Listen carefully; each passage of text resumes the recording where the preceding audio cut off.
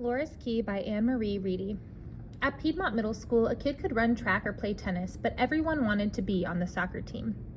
Piedmont and the surrounding towns were pretty small, so instead of having separate girls and boys teams, each school had one co-ed squad. Laura had dreamed of earning glory for the Falcons, or Los Halcones, as most people called them, ever since the first grade, when her older brother Tony scored the winning goal in the county middle school championship. Now he was away at college on a soccer scholarship, and Laura wanted to be the next Martinez to dazzle the whole county with World Cup level displays of soccer wizardry. The day she joined the team as a sixth grader, she felt like she could fly. But unfortunately, her joy didn't last. She spent most of the season on the bench. Walking to the car after the last game of the season, Laura tried to smile at her mother, having spent yet another game sitting on the bench. Laura hadn't even broken a sweat. "Well, at least you don't have to wash my uniform," she joked, but she could feel tears in her eyes. "Oh, mija," her mother sighed. "You'll have another chance, you'll see." Laura could only shake her head as she climbed into the back seat. Lying in bed that night, Laura thought back to her first game, the day of her huge mistake. "Pass, pass, pass! Clear that ball!" Voices yelled from every side. Laura hovered nervously in front of the goal as both teams charged down the field. A boy on the opposing team had the ball when a battle for possession broke out, a few feet from her. Green and blue uniforms swirled around her, and Laura could barely keep track of the ball. Then suddenly, it came her way. "Laura, I'm open," one of her teammates called from near the sideline. A quick, easy pass and the ball would be away from their goal, the danger over. Laura drew back her foot and kicked, but the ball went in the completely wrong direction, straight to an enemy in blue, who quickly shot it into the corner of the net, scoring. As the other team high-fived by the goal, Laura cringed from the laser beam stares of her own teammates. The coach had benched Laura for the rest of the game. When Los Halcones lost 1-0, she was crushed. If Laura hadn't been too ashamed to tell Tony that she was a failure, she would have quit the team that day. In practice, no one passed her the ball. The best players on the team would steal the ball from her and leave her in their dust. As she sat on the bench for game after game, Laura began to think only one Martinez was meant to be a soccer star.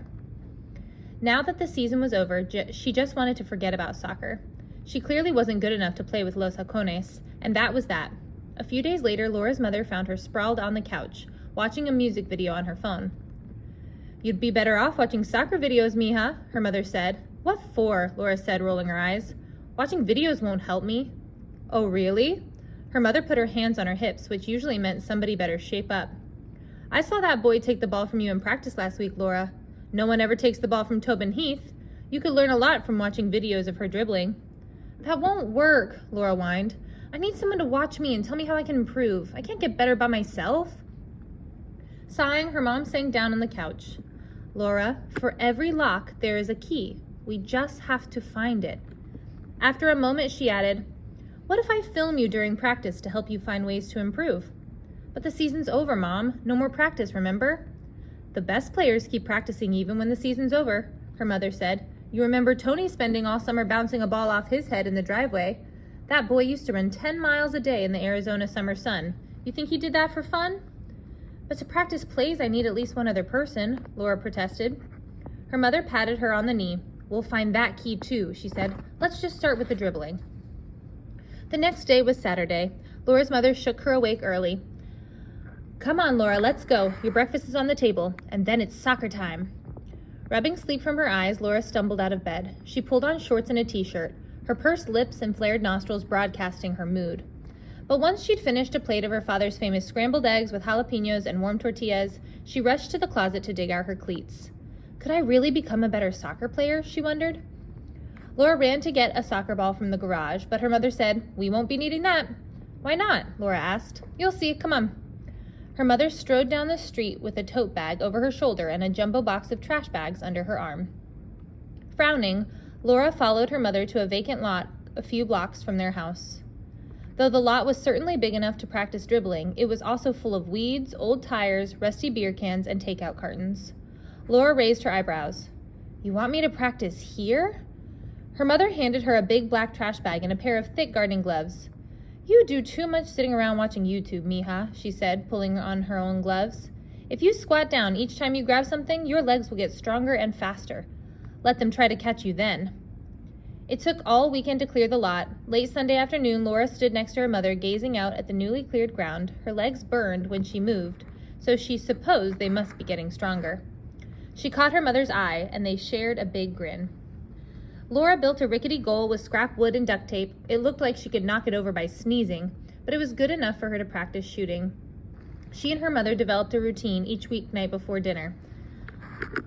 They headed to the lot for 1 hour. Laura practiced dribbling by dodging around a course of old tires, pretending she was protecting the ball from the best of players in the world, Messi, Neymar, and Suarez. She practiced shooting, imagining that Tim Howard was staring her down from the goal.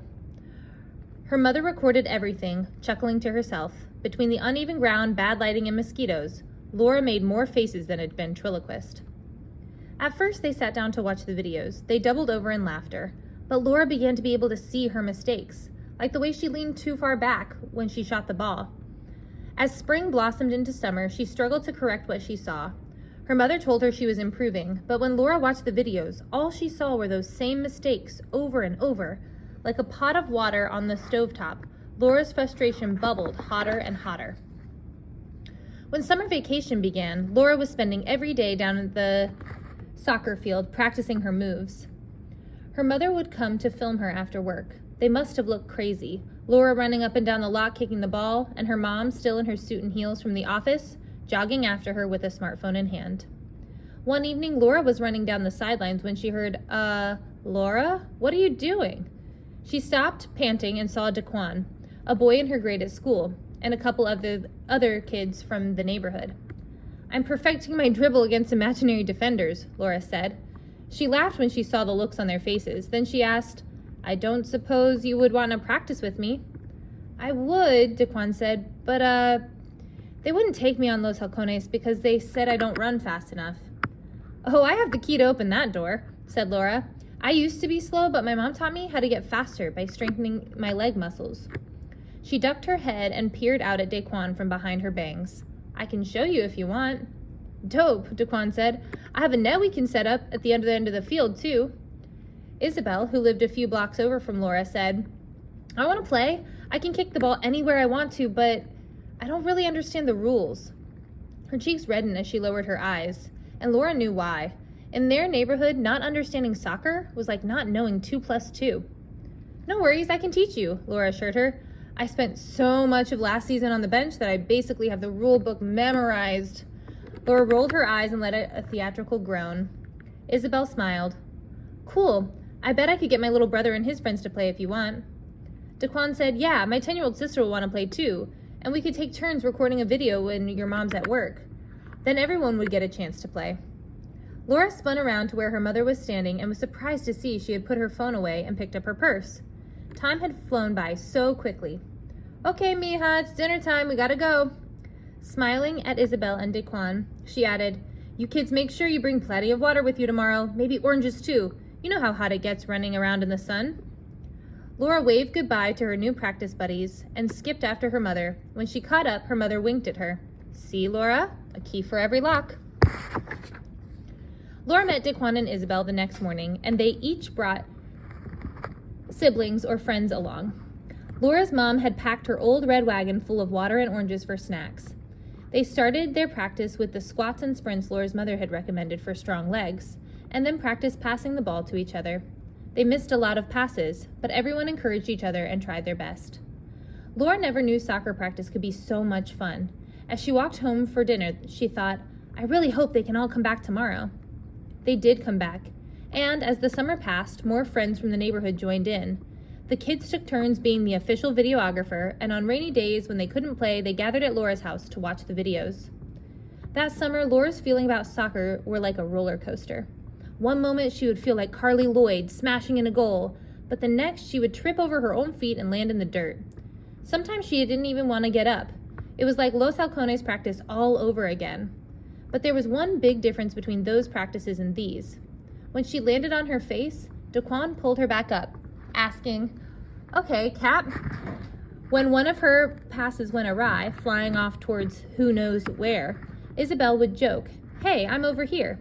It's not too crazy. It's too hot to run after crazy balls. They discussed plays and techniques with her, helped her identify her errors, and shared suggestions on how she could improve. Some evenings, wincing while her mother cleaned her latest scrapes with rubbing alcohol, Laura thought about quitting. But when she pictured her friends at the sandlot field waiting for her to appear, she knew she couldn't desert them.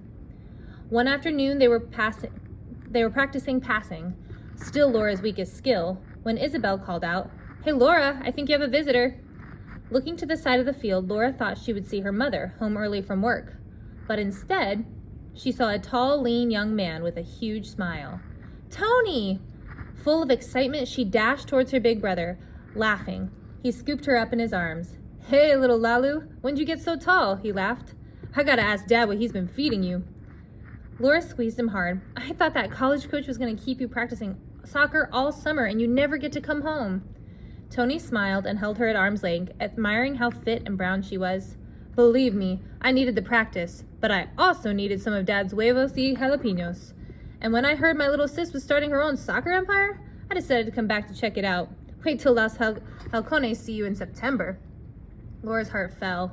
In her embarrassment, she had avoided telling Tony about how she blew it with Los Halcones. What would he think when he knew his little sister was a failure? Seeing her facial expression, Tony frowned. "Lalu, what is it? Suddenly you look like your best friend just moved to Alaska." Laura knew she couldn't pull it off any longer. She had to tell him. Waving to Isabel, she pointed towards Tony and then towards her house. Isabel nodded and waved goodbye.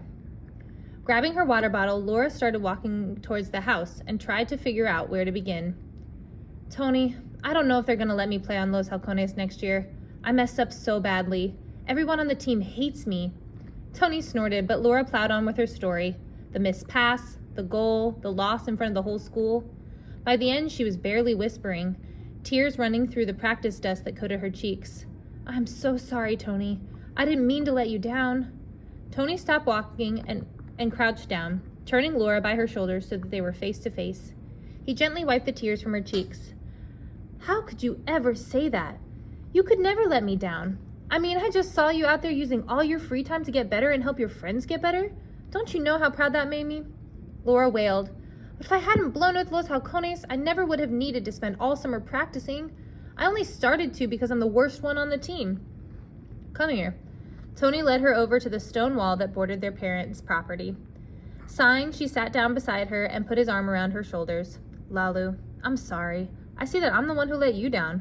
Laura gasped. "How? You're the best player in the county." Tony chuckled. "Well, maybe I am. I think you might be a bit biased about that, but I'll tell you what I'm not. The best player in my school." He looked away for a moment, clearing his throat. Then he looked back at her with a little smile. "Did you ever hear the saying, big fish in a little pond?" Laura shook her head. "Well, if there's one big fish in a pond full of little fish, he might think he's pretty hot stuff.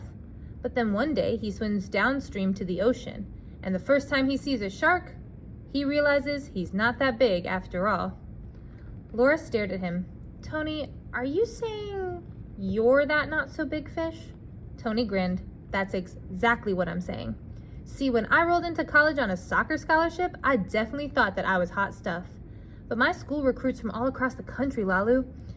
There are guys on my team." Shaking his head, he let out a low whistle. "This senior from Connecticut can sink goals that would blow your mind.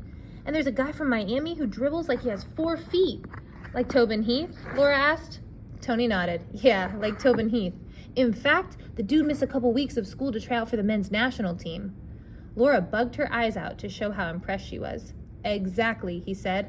"I saw real quick that the level on this team was high, and if I hadn't gotten in practice, I sure got it the first game, all of which I spent sitting on the bench."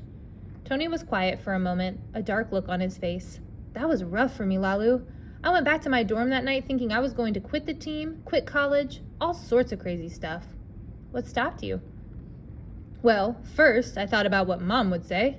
The siblings shared a look and burst out laughing. "Yeah, I did not want to live through that. But I also got an attitude adjustment. Bryce, that guy from Connecticut who shoots like Cristiano Ronaldo, came over to me at practice that week and gave me some pointers. Just a quick comment on how I could get my goal shots to curve more. And I realized that instead of thinking about giving up, I should be thinking about rising up, rising to the level of my teammates. Those guys wanted me to be better, so I needed to get better." Tony looked her right in the eyes. "If there's one thing we know how to do in this family, it's work hard. I decided that I might not be the best player on the team, but I was sure going to be a better player by the end of the year. I learned, Lalu. That's all I focused on all year, and I'm 10 times the soccer player I was a year ago. That's why I'm so proud of you. You went through a tough time on Los Halcones, but instead of giving up, you found a solution. You found a way to learn. Laura smiled. There's a key for every lock. That's what Mom says. You just have to look until you find the right one. Tony nodded. Exactly. And I'll tell you what, your little team is doing pretty good, but I think you've hit a locked door. You've learned as much as you can from each other. You need some outside help to keep growing. He grinned at her. How would you like me to be your coach for the next 4 weeks? Oh, Tony, really? Laura wrapped him in a huge hug. That would be amazing. With your help, nothing can stop us. The rest of the summer sped by in a blur of soccer. Laura and Tony planned practices together over breakfast, ran drills and scrimmages in the hot sun at the sandlot all afternoon, and watched practice videos after dinner to analyze each player's performance. Some nights, as Laura lay in bed, she thought her brain was as sore as her muscles. It turned out Daquan's father had a friend who ran a summer soccer camp a few towns over. He and Tony arranged for their practice group to play a friendly game against the kids from the camp. Laura could hardly believe it. They were going to play a game like a real team. We need a team name, she said to the others. It was their last practice before the game. Tony smiled. I've been thinking about that. What do you think of Los Alacranes? Laura grimaced. The Scorpions? Ew. No, wait, I think that's perfect, Isabel said. Did you guys know that bark scorpions take 5 years to grow to full size? So? Daquan looked unimpressed. So, Isabella said, in order to get bigger, they have to shed their hard exoskeleton. It literally cracks open and they crawl out all soft and defenseless. And their outer layer toughens up again to protect them. They all stared at her. Don't you see, she said impatiently, they're always growing, they have to take a risk, and I get it, Laura exclaimed. We're like Los Alacranes. We started the summer trapped in our little shells of I'm no good at this, but we took a risk and shed those shells, and now we're bigger and tougher than ever. Exactly. Tony looked around at them with pride, and tomorrow those other kids are going to feel our sting. Los Alacranes high-fived all around, and Laura grinned with all her teeth. The game was on a Thursday night at the permanent, well-lit field of the soccer camp. As Laura walked out onto their perfectly groomed grass, she was surprised to see there was quite a crowd in the stands.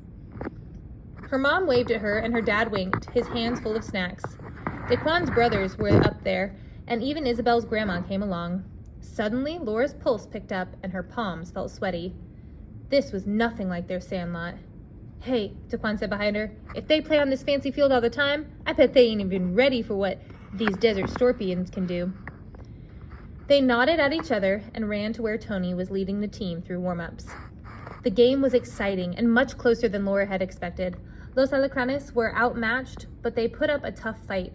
Daquan made an amazing save in the first half, and Isabel scored a goal she never could have back in June. And as for Laura, she didn't miss a single pass. In the end, Los Alacranes lost the game 3-2. But as Laura hugged Tony on the sidelines, she had never felt so proud. On the way home after the game, Laura sat at the back seat of her parents' car, squished between Daquan and Isabel. Classes were starting up in a week, but soccer tryouts weren't until January. Daquan, Laura said, are you still trying to get faster? Always, Daquan said cheerfully. That red-headed kid smoked me today.